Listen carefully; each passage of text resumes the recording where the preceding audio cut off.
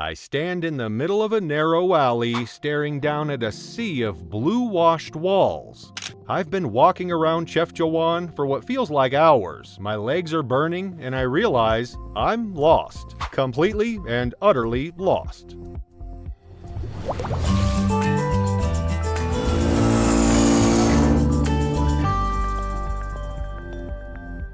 Hey, it's Alex. I'm in Chefchaouen, and from the moment I set foot in the city, I'm in love.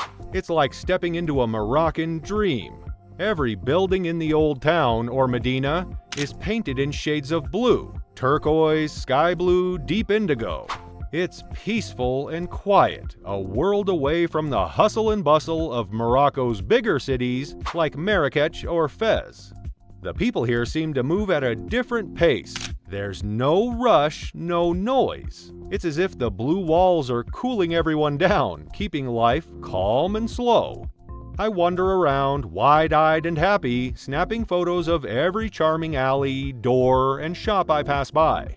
I quickly learn that Chefchaouen's Medina is a maze with narrow streets winding up and down the hills. After a while, I find myself in Plaza Uta el-Hammam, the main square. The smell of spices and grilled meats fill the air, and the sound of people chatting in Arabic and French surrounds me. This is the heart of Chefchaouen, where locals and tourists come together to enjoy mint tea and relax in the shade. I grab a seat at one of the outdoor cafes, and the waiter brings me a steaming pot of Moroccan mint tea. Sipping the sweet minty tea, I look around and soak in the atmosphere. It's perfect here. I've got my camera, my notebook, and a full day of exploring ahead of me. I've read about a few spots I want to check out: the Kasbah, the Ras El Maa waterfall, and of course, the Spanish Mosque. I've heard the view from the mosque at sunset is unbeatable, with the whole city of Chefchaouen glowing below. So, after I finish my tea, I decide to head there next. But first, lunch. I can't resist the smell of Tagine cooking in the square, so I stop at a small restaurant for a quick bite. The waiter smiles and recommends the lamb tagine with apricots, a classic Moroccan dish. I agree, thinking I'll try something local and simple. What arrives is anything but simple. It's a huge clay pot bubbling with fragrant spices, sweet apricots, tender lamb, and vegetables. It smells heavenly. The waiter proudly places it in front of me with a grin, and I dig in. Each bite is a mix of savory, sweet, and spicy, and I'm pretty sure this is the best meal I've ever had. But there's so much of it. Halfway through, I'm stuffed, and the waiter, who notices my struggle, chuckles. "You want help?" he jokes, nodding toward my plate. I laugh and shake my head, pushing the plate away in defeat. "I'm saving room for the hike," I say, patting my belly. After lunch, I ask the shopkeeper for directions to the Spanish Mosque. I'm feeling confident, ready for a nice hike, and eager to catch the sunset. The man is super friendly and gives me directions in French, which I understand, sort of. "Gache, droite, gache, colline?" I repeat to myself as I leave the shop. Left, right, left again, then up a hill. Sounds easy enough, right? Wrong. I start walking, enjoying the quiet blue streets as I make my way through the Medina. But the farther I go, the more everything starts to look the same. Every street is narrow, every wall is blue, and every turn feels like déjà vu. I pass the same little artisan shop 3 times, and I'm starting to realize that I've gotten myself completely turned around. "Okay, Alex, don't panic," I mutter to myself.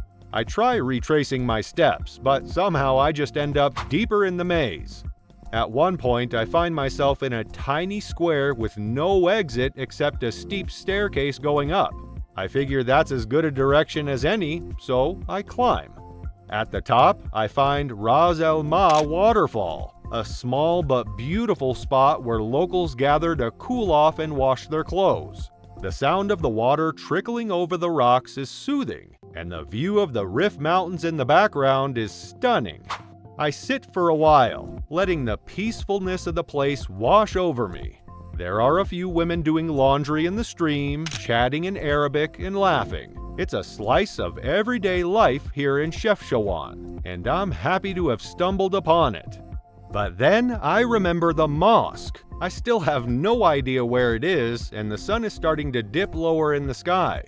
I stand up, dust myself off, and decide to keep moving. Surely, I'll find it if I just keep going.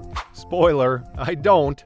After what feels like an eternity of walking in circles, I spot an older man sitting outside a small shop, sipping tea. I wave and approach him, hoping he can help. "Excuse me, do you know how to get to the Spanish Mosque?" I ask slowly and clearly. He nods enthusiastically, smiling, and starts rattling off directions in rapid Arabic. I nod along, trying to catch a few familiar words, but honestly, I'm lost after the first sentence. Still, I thank him and head off in what I think is the right direction. Why I have this much confidence in my non-existent internal compass, I will never know. That's how I end up here, in a random alley staring at a set of unfamiliar blue walls.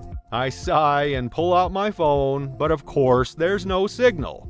The streets are eerily quiet now, and I realize that most people are probably either at home or at the mosque for sunset. I'm about to give up and head back to the square when a young guy passes by and sees me looking confused. "You are lost?" he asks with a grin. I laugh and admit that, yes, I'm hopelessly lost. I tell him I'm trying to get to the Spanish Mosque, and his eyes light up. "Oh, yes, I go, I take you," he says. Relieved, I follow him, and we start making our way through the twisting alleys again. It turns out he's a local, and he knows these streets like the back of his hand. Between his broken English, French, Arabic sentences, he tells me that tourists get lost all the time here, and I laugh, feeling a little less embarrassed. As we walk, he points out things I hadn't noticed before. Tiny details like intricate tile work on the doorways, the sound of people chatting over mint tea behind shuttered windows, and the way the blue of the buildings changes depending on the time of the day. "This is the real Chefchaouen," he says with a smile. Finally, after what feels like a never-ending uphill climb, we reach the top of a hill. There, standing quietly against the backdrop of the sunset, is the Spanish Mosque. The view is breathtaking. Chefchaouen spreads out below like a sea of blue, the Rif Mountains rising in the distance, bathed in golden light. It's everything I'd hoped for and more. I thank my guide, but before he leaves, he says something that catches me off guard. 30 dirhams, he says, holding out his hand with a smile. Wait, what? 30 dirhams? For the directions? I blink, confused. Ah, now I get it. This whole time I thought he was just being helpful, but in reality, I'd accidentally hired an unofficial guide without realizing it. It hits me that when he said, "I take you," what he really meant was that he'd take me there for a price. I laugh at myself and I hand him the 30 dirhams. Lost in translation again. As I sit on the hillside watching the last bit of sunlight dip behind the mountains, I can't help but smile at the day's misadventures. Chefchaouen isn't just beautiful, it's full of surprises. From getting lost in the maze-like Medina to accidentally hiring a guide, it's all part of the experience. And hey, I might have gotten lost, but I wouldn't have it any other way. Do you have any Moroccan adventures lined up? Let me know in the comments. And if you enjoyed this video, make sure to like and subscribe for more like this. Until next time, keep exploring, stay curious, and adventure aloud.